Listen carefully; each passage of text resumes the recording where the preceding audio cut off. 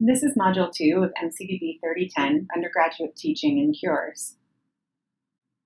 In the first module, we did a course overview and a general lab and class management skills review. In Module 2, we're going to talk about learning and teaching styles.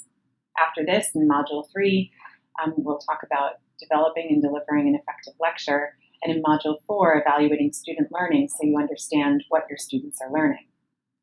The approach to teaching changes dramatically from K through 12 to undergraduate education.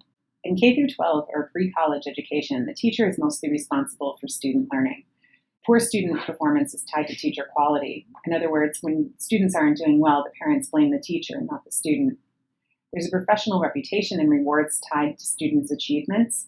So when students do well, the teachers will retain their positions.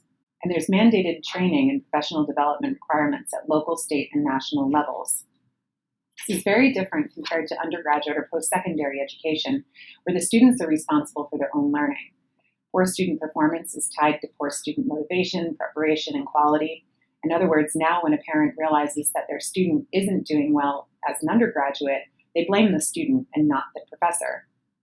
There is a professional reputation and rewards tied to research publication and grant funding, but not so much to undergraduate teaching, though that's changing.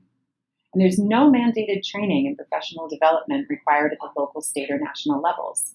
So professors only rarely receive education training. In this module, we'll talk about teaching and learning styles.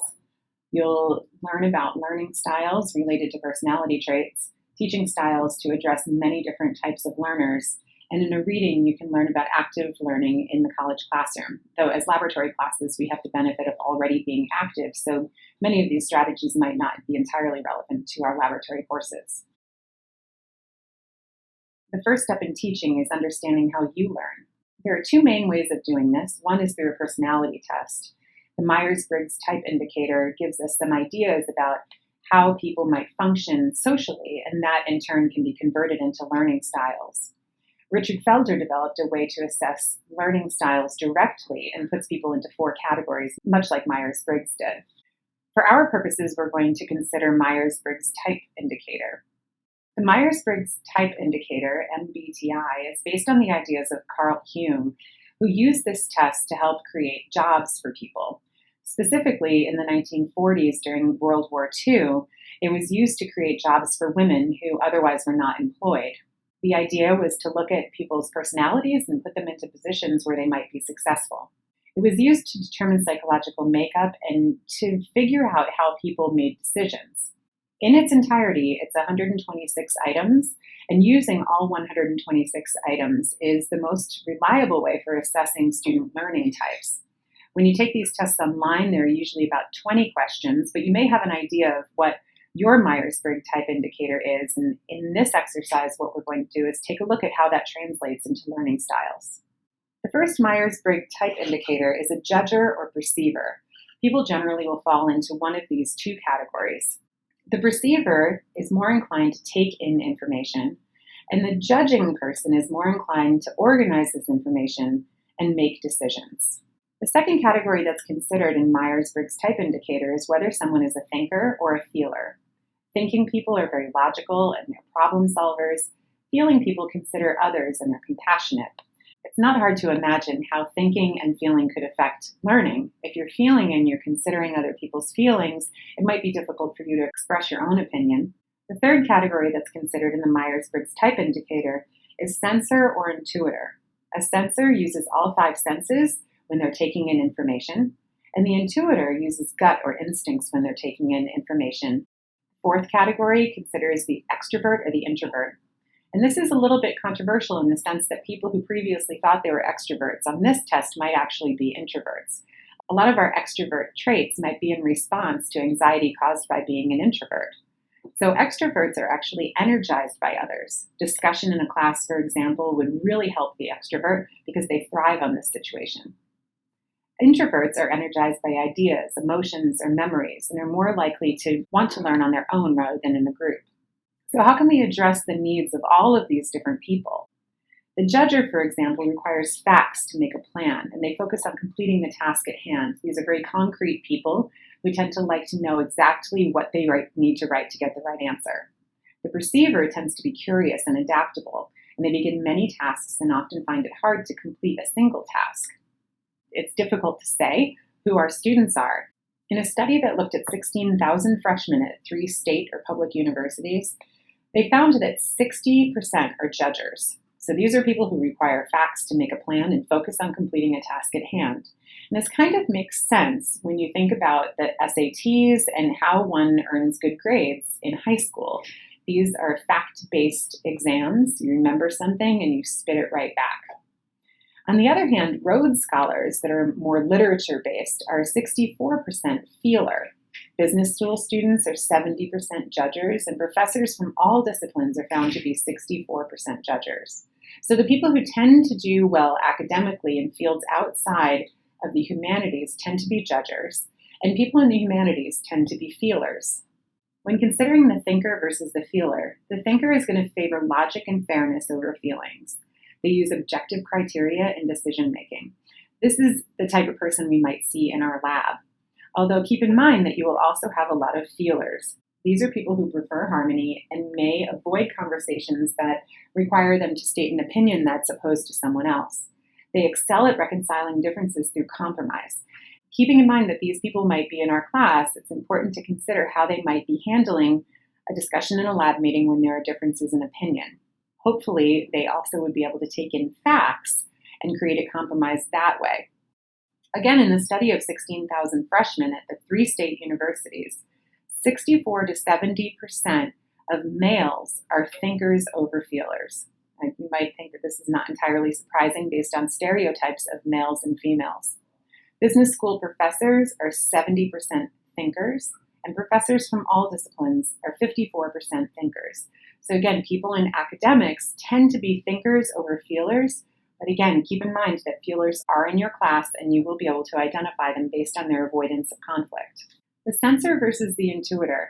Censors are detail-oriented and work best with facts, but intuitors seek patterns and relationships from facts, and they figure out the big picture. These people tend to do well in science, but I think the complement of the two is really what's required to be successful. Again, among 16,000 freshmen, 60 to 72% were sensing. And this goes back again to how people are taught in high school and are tested on the SATs. The people who are very detail-oriented, the people who memorize the facts are going to do well coming into college.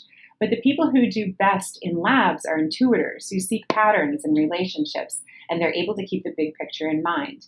You may struggle with taking the censors and pushing them to be intuitors. National Merit Scholarship finals tend to be 83% intuitors. These are high-performing academic individuals.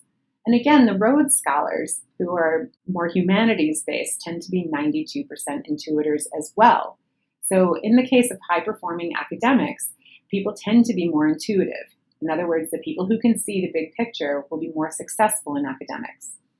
Now consider extroverts versus introverts. Extroverts get energy from people and things. They are ready, aim, fire people. They benefit from explaining to others, and they really enjoy working in groups. This is rare in a lab where most of our students are going to tend to be introverts. They'll get their energy from ideas and concepts, and they'll prefer networks of information over facts. And in fact, they will prefer not to explain things to others, but rather think. They benefit from flowcharts and concept maps. Among the 16,000 freshmen, about 57% were extroverts overall, so it's roughly split between introverts and extroverts. Student leaders, not surprisingly, were 83% extroverts, while Phi Beta Kappa individuals were 65% introverts. These are considered the more thoughtful and academic people. So who are our students? Our students are going to tend to be judgers. They require facts to make a plan and focus on completing a task at hand. These are the people we tend to expect to be undergraduates because, at least in the study of 16,000 individuals, the judgers are the ones who are dominating the population as undergrads. These are people also who would have excelled in the education system of high schools and SATs, where you're required to memorize facts and give them back, and you get good grades. Our students are going to be split between thinkers and feelers. They'll favor logic and fairness, but keep in mind that we'll also have people who prefer harmony and are avoiding conflict. Conflict in the form of lab meetings and discussing data. Our students will tend to be sensors. They'll be detail-oriented and work best with facts. Again, these are the students who excelled in high school, and they're coming to us with a very concrete understanding of how they're supposed to learn. Although you might expect that most science students are introverts, in fact, there's a slight preference for extroverts in science these days, where they benefit from explaining to others and enjoy working in groups. In a survey of 120 students in Discovery Lab last semester, we learned that only 3% didn't like working with the group, which is one group out of 33 poster groups, and the others reported generally enjoying working in the group. Taken together, the 4 different categories of the Myers-Briggs, you can see that there are many different combinations. In fact, there are 16 different combinations, and people are roughly split among all of these combinations. So if you look at a large class, you can generally expect that you'll see at least a few individuals in each of these categories. So how can we approach teaching to meet the needs of all of our students? Or how can we utilize a variety of teaching styles to teach? If we put this on a graph, you can see that there are basically 2 different axes on which we can teach. On the y-axis, you have effective and functional and ineffective dysfunctional on the lower end. On the x-axis, on the left, you see student-centered and teacher-centered. In these 4 quadrants, we can put ourselves and consider how effective or ineffective each is. A facilitator is a teacher as an architect and steward. The primary goals are to promote student self-direction and intrinsic motivation. These are the tour guides. These are the teachers who come in and ask the students to do the work, to get out of the bus, to see what's happening in the culture, and to speak the language. This tends to be a very effective strategy that's very student-centered. A conductor is a teacher as an orchestrator and focal point. The primary goals are to promote efficiency and clarity of expectations. So this is very teacher-centered and more the style of lecture-based courses and classes that students may have taken in high school. This can also be very effective depending on the setting. An enabler is a teacher as a passive guide. This class is defined by an accidental climate and absence of clarity. As a result, students are left to fend for themselves. In many upper division classes, this strategy may work, but for our freshmen, this is going to be quite ineffective in making students understand what they need to know and help them learn the content. In the 4th quadrant is the dominator. This is the teacher as an arbitrary judge. This class is defined as an accidental and antagonistic climate. Students are forced to conform or rebel. In this setting, the teacher explains what the expectation is, but the expectations are judged somewhat qualitatively. We have a small component of this in our lab courses, in our grading or judging of their presentation of their research. We try to prepare them as best we can, but in the end, our students are left to struggle a bit with thinking and being able to defend their research. So we try to turn this from an ineffective to an effective component by training the students appropriately. How can we encourage an environment of active learning? Active learning is an effective tool for teaching. This has been known for many decades now. If we look at the ways in which we can present information, let's consider how much the students actually remember. At the bottom end, reading. When you ask a student to do a reading like we're doing for this module, I would expect you to remember about 10% of what you read. Maybe 1 or 2 concepts might jump out as being interesting, but generally you're going to read it and forget it 5 minutes after you read it. If I just speak it to you, you're going to remember about 20% of what I say. But if I'm speaking and I'm giving you pictures, you'll retain about 30%. Watching moving pictures is a more effective way of explaining things. Having movie tutorials is quite effective.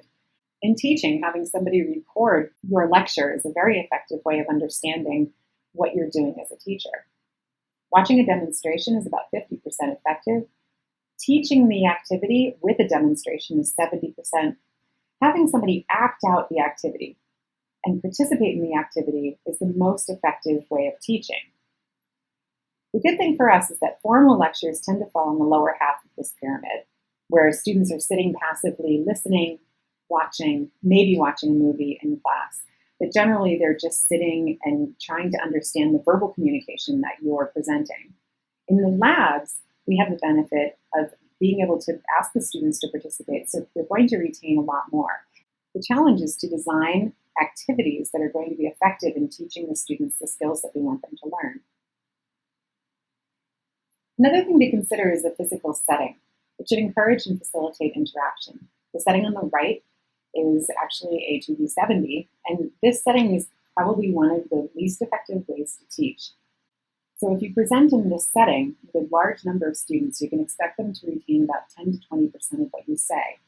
Incorporating active learning, like they do in Intro to Molecular Biology and Genetics, is going to increase that substantially.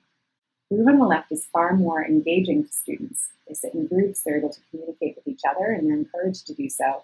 And they're still able to interact with their computer or their pen and paper while they listen to the instructor and watch things on the screen. So it's incorporating a lot more of that pyramid than just simply sitting and watching somebody present a PowerPoint.